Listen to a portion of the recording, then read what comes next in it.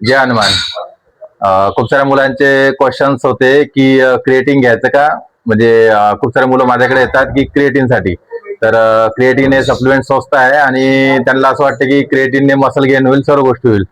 पण माझ्या दृष्टिकोनातून क्रिएटिन घेण्यापेक्षा तुमच्या किडनीची क्रिएटिन लेवल वाढते जर तुम्ही जास्त प्रमाणात आणि रेग्युलर प्रमाणात जर घेतलं जे क्रिएटिन आहे ते.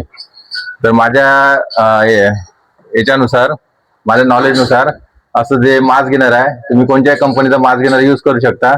जसं की मी प्रेफर करतो FB न्यूट्रिशन, फिटनेस बज न्यूट्रिशन.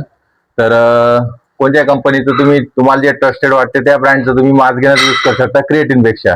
म्हणजे मास गेनरमुळे तुमचं स्ट्रेंथ पण वाढेल, वेट पण वाढेल, मसल गेन पण होईल आणि सर्व गोष्टी होईल. तसं क्रिएटिन कोणत्या ब्रँडचं गेलं तर 1000 रुपयात 250 ग्रॅम तर भेटून जाईल. पण त्या 1000 रुपयात थोडेसे पैसे टाकले तर मास गेनर येते.